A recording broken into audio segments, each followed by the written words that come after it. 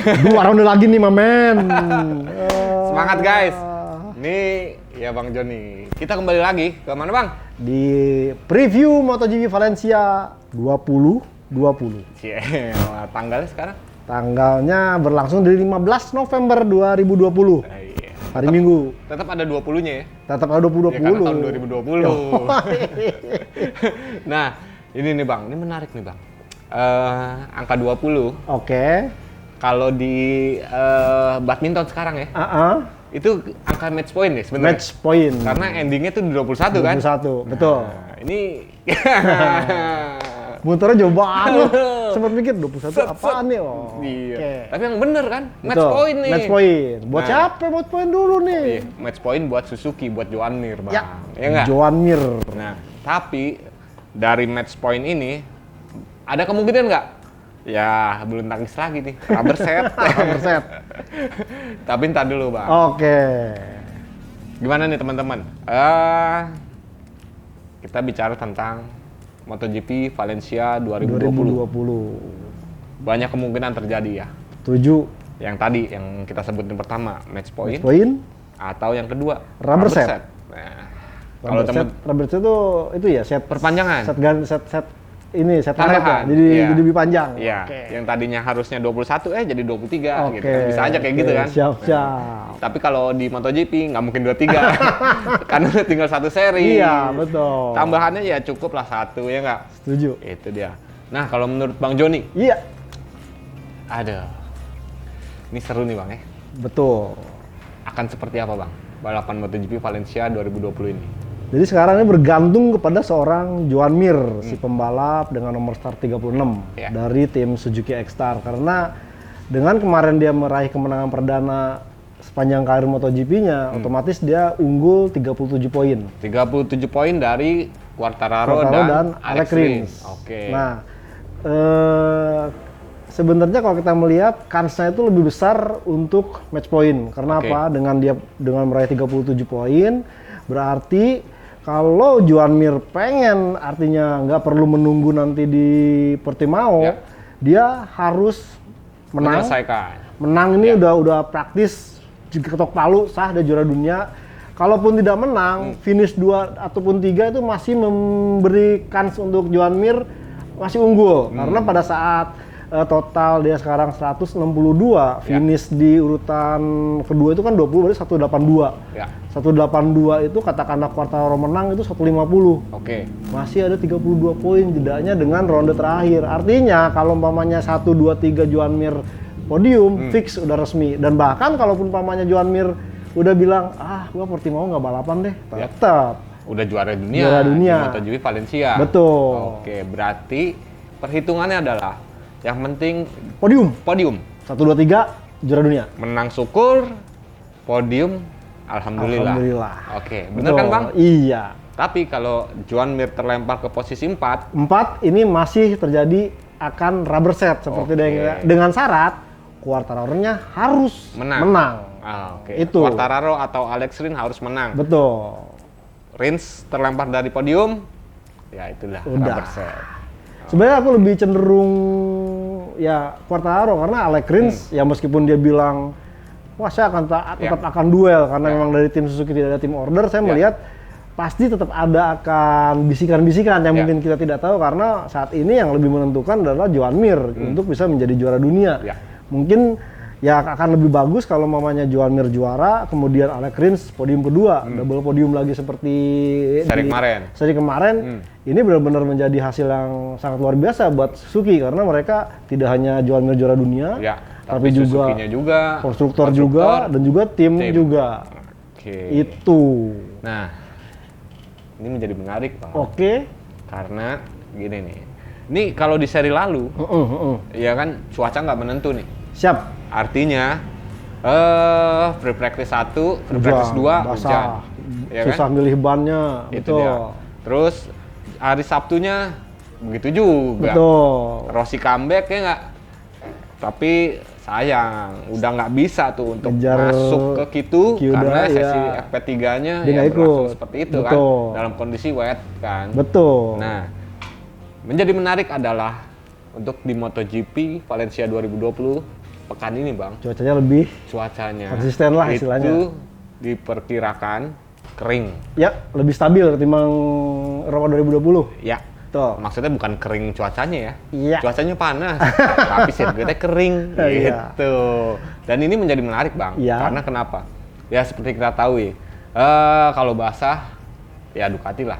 Ducati. Berpeluang besar kan. Betul. Nah, sementara untuk kering ya belum tentu nih. Betul, ya betul, kan? betul. Nah, kalau menurut Bang Joni, apakah kita harus bicara prediksi dulu nih? Ya kalau menurut saya sih akan ada perubahan nih yang pasti karena setiap balapan yang back to back di sirkuit yang sama pasti ada pembalap yang sudah mendapatkan performa yang cukup stabil sehingga di ronde yang keduanya ini apalagi di Valencia keduanya ada yang lebih baik.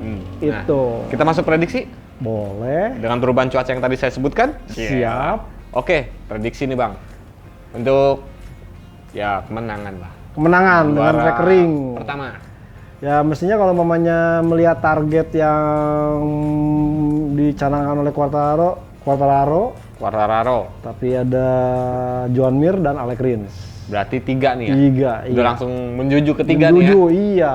Oke, yang pertama Quartararo, yang kedua Joan Mir, yang ketiga Alex Rins. Oke Bang, kita bicara tentang Quartararo. Oke. Kenapa Quartararo menjadi ya istilahnya pembalap yang diunggulkan untuk di MotoGP Valencia ini? Karena kalau kita melihat sebenarnya kemarin tuh Quartararo agak trouble karena kondisi cuaca Valencia tidak menentu. Sementara kalau pemainnya di kondisi kering, dia bisa mengeluarkan segala kemampuannya dan bahkan kalau kita melihat dengan kondisi kering ini dia udah akan berusaha untuk mencetak pole position dan kemudian juga dia akan berusaha tampil nge-push dari awal. Artinya kita tahu bahwa performa Yamaha kan memang sudah diakui dia bagus kalau pemainnya polanya start di posisi terdepan, kemudian bikin gap sejak awal. Nah itu sebabnya kemungkinan juga nih mau tidak mau nih si Quartararo harus membuktikan omongan sendiri karena dia akan mengerahkan semua kemampuan dia di Valencia kedua ini mengingat kondisinya kering dengan kemenangan. Ya seperti yang diungkapkan oleh Quartararo sebenarnya di sesi jumpa pers, ya dia akan melakukan segala hal. Segala kemungkinan dia segala cara tampil maksimal. Iya, maksimal. Terus sudah gitu ya justru akan berani mengambil resiko. Setuju. Makanya tadi salah satunya ya tadi Bang Joni bilang Quartararo. Iya. Gitu ya. Oke. Nah, sekarang ini Joan Mir. Tak dulu Bang. Tak dulu. Ini di kepala gue justru ada yang lain tuh. Ada yang lain. Kenapa bukan Maverick Vinales atau Franco Morbidelli? Karena secara hitungan nih Bang ya. Ini ya beda lah sama kemarin. Kemarin kocar-kacirnya di sesi practice sudah kocar-kacir. Di sesi kualifikasi kocar-kacir. Ditambah lagi Maverick Vinales start dari pit lane. Tapi ya kita ketahui nih posisi finish dia antara Maverick Vinales yang posisi 14 apa 13? 13 Quartararo 14 ya. Itu nggak jauh beda Bang. Iya. Sama Joan Mir ya. Joan Mir sebagai pemenang di seri Eropa kemarin. Nah, kenapa nggak Maverick Vinales? Jadi kalau umpamanya nih, saya tadi melihat itu kan istilahnya match point. Kenapa saya ngambil match point? Tadi susunannya. Tapi kalau umpamanya pengen rubber set, artinya diteruskan.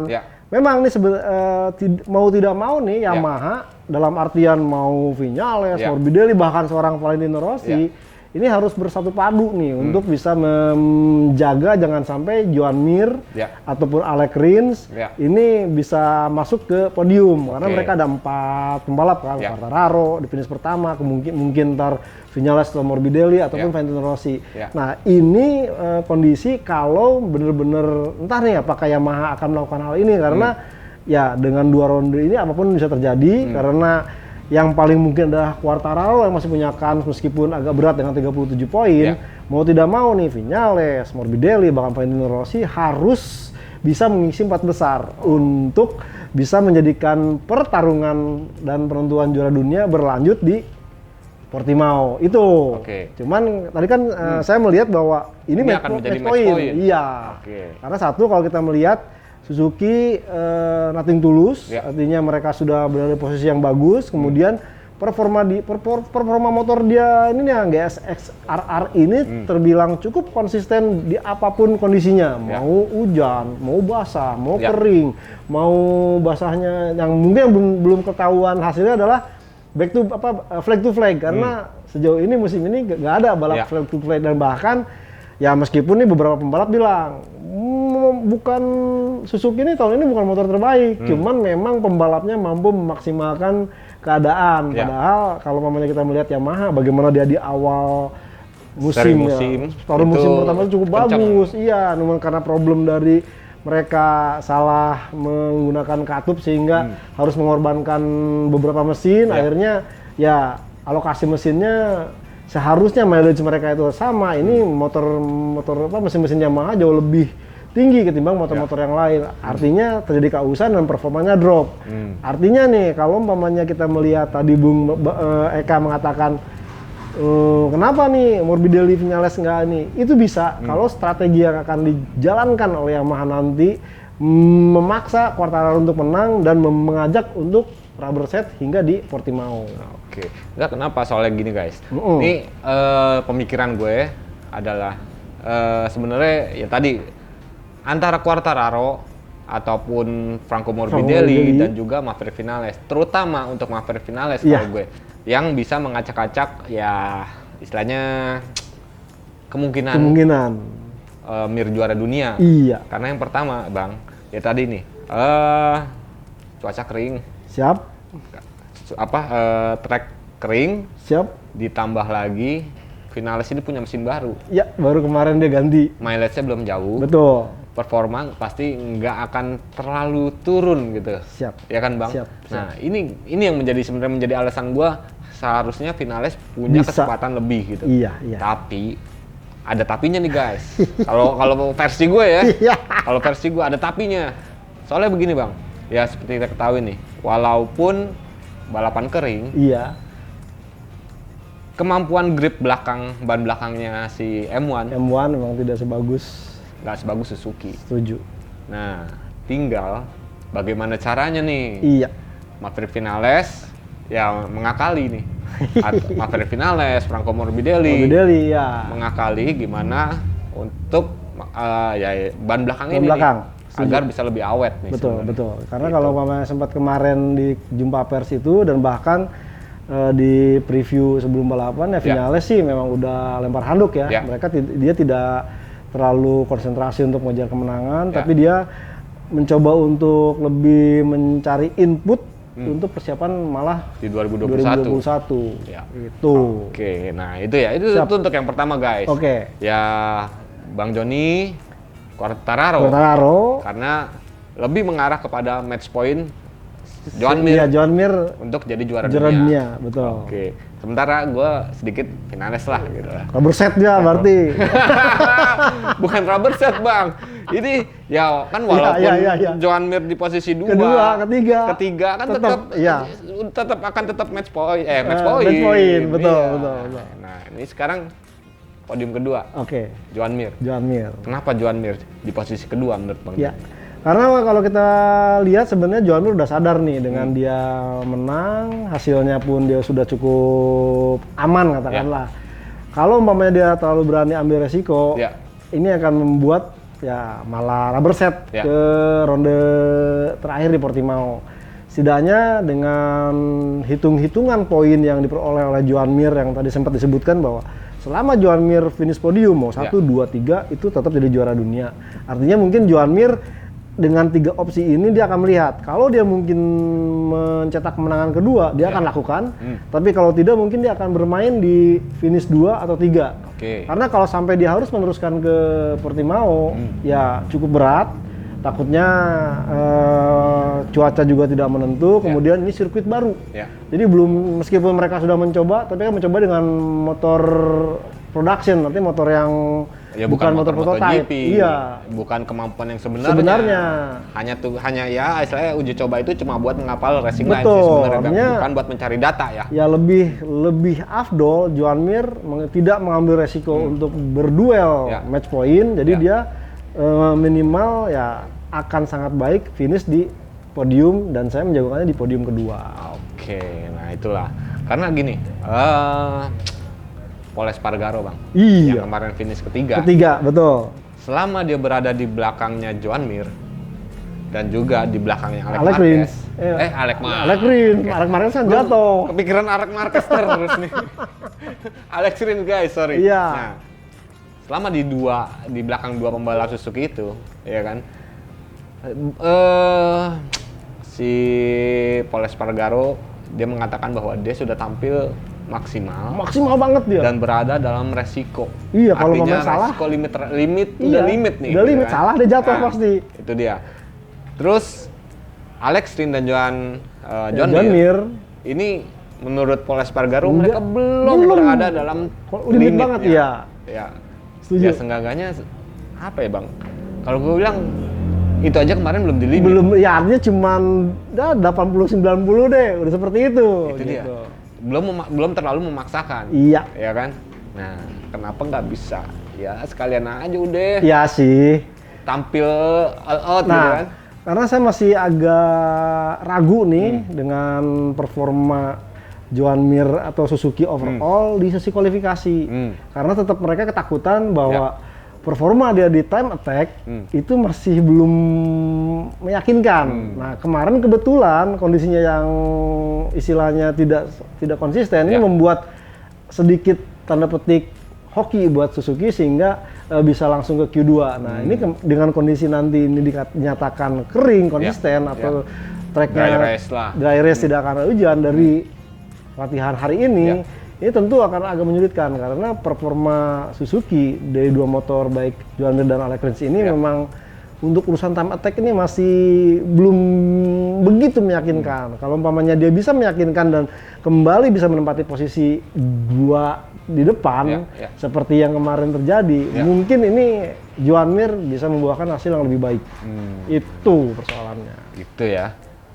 Jadi itulah kenapa Joan Mir ada di podium 2. Kedua. Oke. Kenapa Alex Rins di posisi 3 nih, Bang? Alex Rins jagain Joan Mir. Wow. Jadi Pasti. tugasnya sebagai bodyguard nih Iya, sebenarnya. saya bodyguard karena kalau melihat istilahnya hitung-hitungan sekarang nih, paling mungkin adalah Quartararo. Ini Quartararo pun pasti seperti tadi dijelaskan Eka bahwa Viñales pasti punya modal untuk itu. Bukan tidak menutup kemungkinan setelah kemarin Yamaha istilahnya blunder mendapatkan penalti, mereka akan berusaha mati-matian untuk menjadikan pertarungan perebutan titel juara dunia ini rubber set. Nah, Quartararo pasti akan difungsikan seperti itu, Viñales, kemudian Morbidelli, apalagi Morbidelli rekan setim dari Fabio Quartararo.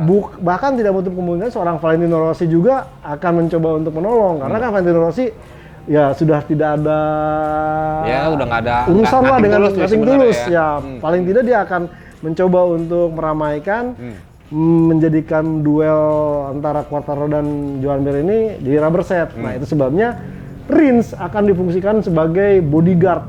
Bagaimana caranya untuk membuat Joan Mir berada di podium. Posisi terdepan. Betul. Ataupun podium ya. Iya. Oke. Tapi mau nggak ya Rins kayak begitu, Bang? Mau lah. Gayanya aja dia. Enggak, masih ada kemungkinan. Itu dia. Karena Alex Rins nih, Bang. Ya, dia juga berapi-api bahwa Betul. Game is not over nih. Iya. Game belum berakhir. Betul. Iya kan, Bang? Iya. Siapapun masih kemungkinan, bahkan termasuk saya. Iya. Bener nggak? Tapi 37 itu saya pikir terlalu beresiko kecuali ini mungkin strategi yang ada mungkin melakukan artinya mungkin dari si tim manajernya balapan yang aman. Jangan sampai salah satu ini itu mungkin akan terjadi, tapi kalau katakanlah terjadi amit-amit kesalahan, mungkin Mir glosor atau ada insiden apa, amit-amit lah, ya mungkin ini istilahnya Suzuki punya opsi kedua, Joan Mir di Alex Rins yang dijadikan maju cadangan ini, karena kalau kita melihat kan ya Joan Mir dan Alex Rins secara hitung-hitungan masih punya kans untuk di juara dunia. Itu dia, ini karena gini Bang, ini ya tadi menjadi seru nih Bang, menjadi seru karena semua kemungkinan pasti ada. Dan ya namanya balap kita kan nggak tahu ya. Betul. Apakah nanti beneran mulus? Iya. Ya istilahnya Suzuki sempurna untuk menggapai podium. Betul, Tapi betul. kalau misalnya ada kesalahan teknis, ada masalah teknis, itu gitu kan, lain lagi cerita. itu lain cerita. Iya. Bahkan untuk Mir tidak finish dan ataupun Alex Rin menang dan Joan Mir tidak finish, berarti Iya. kan seenggaknya nilainya akan ya menjadi dekat lagi begitu, sekitar 12 kan. Iya, betul. 12 dengan satu seri tersisa. Wah, ini Ya. bahaya banget nih sebenarnya saya. Ya itulah saya pikir ini ya juga udah diperkirakan oleh Joan Mir bahwa itu sebenarnya mungkin dia tidak akan coba tampil istilahnya mencolok. Kenapa saya bilang mencolok? Ini bisa jadi ntar istilahnya menarik rival-rivalnya nih, mangsa-mangsanya yang memang untuk bisa tampil lebih bagus. Katakanlah tadi Yamaha kan punya modal di situ, apalagi ya Quartararo pun mencoba, udah nafsu banget dia untuk bisa istilahnya membawa hasil ini rubber set ke Portimao. Paling kelihatan nanti adalah Joan Mir ya tetap tampil konsisten karena dia sempat sebut bahwa saya belum mau istilahnya tanda petik sesumbar dengan jarak kemenangan seperti ini, saya akan otomatis menang karena masih banyak yang bagus. Saya akan tetap menjalankan istilahnya balapan atau race weekend ini seperti biasanya, mencoba yang terbaik di sesi pre-practice sampai kalau bisa ya lolos langsung ke Q2. Di balapannya juga dia akan tetap menjalankan strategi bagaimana caranya tampil sebaik-baiknya. Oke. Nah, apalagi ya kalau kita tahu nih Bang, Joan Mir ini sebenarnya paling takut bukan sama pembalap sebenarnya Bang. Iya. Paling takut itu sama COVID-19. Iya. Karena kenapa? Dia dibela-belain loh Bang. Betul. Untuk yang di Valencia Dia ini nggak pulang. dia nggak pulang, tapi tidur di sirkuit. Iya. Itu demi mencegah ya itu tadi. Tapi bukan di sirkuit Ya, yang enggak. ngampar pakai ini, bukan tenda, enggak, ada Enggak. motorhome-nya. Enggak, di motorhome. Iya. Tapi ya itu tadi Bang. Ini dilakukan itu demi ya dia nggak terpapar oleh COVID-19. Setuju. Sehingga peluang dia untuk menjadi juara dunia Tetap ada. ada. Ini ya dia belajar dari beberapa pembalap seperti Ya, kita tahu Rossi, dan bahkan kemarin nyaris itu kan nyaris tidak Nggak masuk nggak masuk lagi katanya ada Karena pulang dari MotoGP Valencia tuh balik dia dia demam ketemu kan? dia. Ya sempat demam. Sempat demam kan? Dicek lagi, wah Ternyata dibilangnya, negatif. Iya. Positif palsu Ya. katanya. Sampai 3 kali dites False akhirnya baru. alarm ya? Iya, false alarm. Nah, itu sebabnya Joan Mir mendingan juga dia tetap menjaga protokol kesehatan ketimbang harus beresiko terinfeksi oleh COVID. Oke. Nah, Bang, gue minum dulu Bang. Kita Nih. minum apaan nih? Ada menu baru nih Bang dari kawan Skopi nih. Kita nih sekarang di kawan Skopi Kawan nih, Skopi kita. teman-teman. Nah, ini namanya es apa ya? Es Iya. Godah katanya Bang. Wah, kawan Skopi kok ada minuman seperti ini? Menu baru, Bang. Menu baru. Menu baru. Makanya itu dia. Ini namanya es Godah katanya. Es Godah. Tahu nggak Godah? Godah nggak tahu. Ya, bukan Godah, Oh, oke. tapi goyang lidah. Oh, singkatan. Singkatan ini. Goyang lidah. Goyang lidah. Aduh. Biar seger dulu guys. Enak kan nih? Harusnya sih enak Bang. Nah, kalau teman-teman yang pengen gimana? Ya tinggal datang aja ke sini. Di mana nih? Ini daerahnya? seger Bang. Karena ada selasihnya. Wah, selasi. Ada jeruk nipisnya. Langsung. Seger Bang. Sama nih, seger nanti nih kita nonton MotoGP Valencia tuh bakal seger juga. Ditambah deg-degan. Pokoknya kalau Joan Mir menang, wah, semua penonton jadi saksi. Ada juara baru di MotoGP 2020. Nah itu dia tuh Bang. Ya walaupun cuma ibaratnya dia cuma memperoleh satu kemenangan ya. Satu kemenangan. Tapi seenggaknya itu udah sah. Pernah menjadi pemenang di MotoGP dan juga juara dunia. Juara dunia. Oke, itu dia. Bang, Apa? itu kabar-kabarnya. Ya, ini kita sedikit ngomong soal Marc Marquez nih. Oke, Marc Marquez. Itu kabarnya.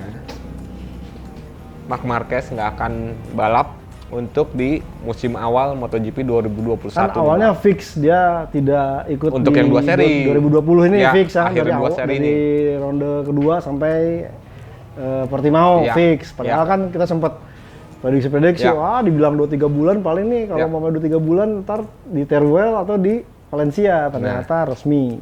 Dan bahkan nongol lagi, awal-awal musim pun Ya. belum fit juga nih. Itu dia. Karena ya disinyalir nih Bang. Siap. Disinyalir, dikabarkan gitu. Sama aja ya kayaknya.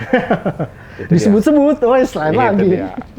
Ya disinyalir bahwa Marc Marquez harus melakukan operasi ketiga demi memperbaiki ya sarafnya nih. Betul. Karena ya dengan hasil operasi yang kedua itu belum sempurna nih Bang. Jadi memang kejadiannya nih sebenarnya bukan salah ini, kesalahan yang mungkin penyebabnya adalah dia terlalu memutuskan sangat cepat untuk kembali.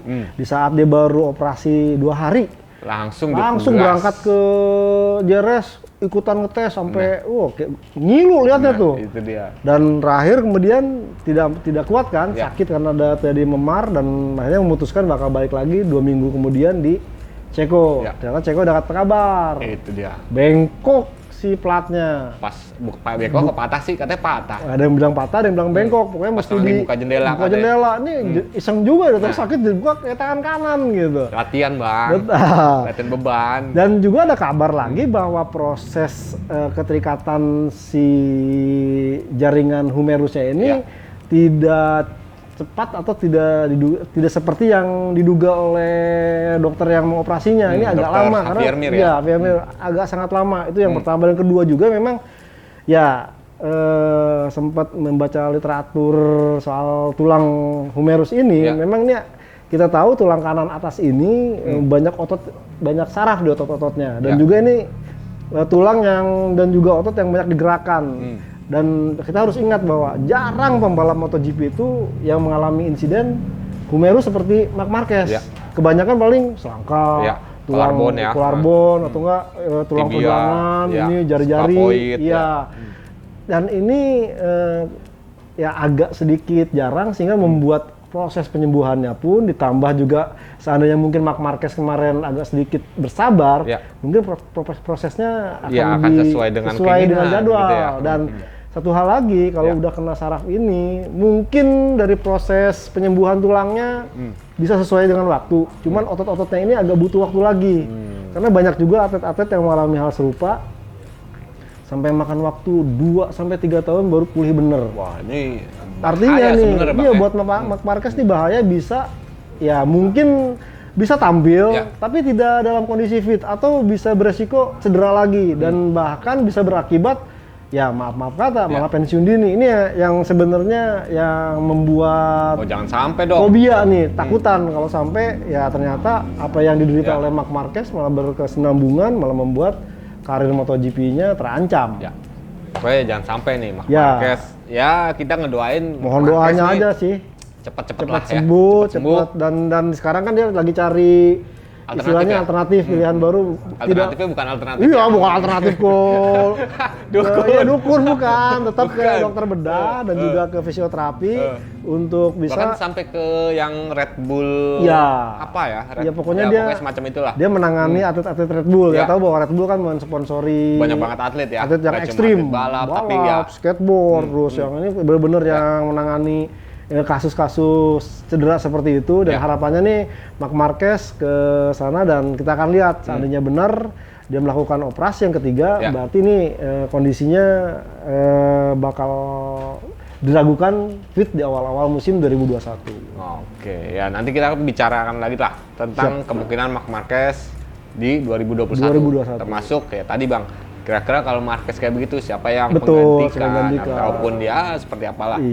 Nah, sekarang untuk di review MotoGP Valencia 2020 kita sudah ini. Ya tadi prediksinya 1 Quartararo, Fabio Quartararo. Yang kedua Joan Mir. Yang ketiga Alex Rins, guys. Bakery. Nah, kan dia julukannya The Bakery.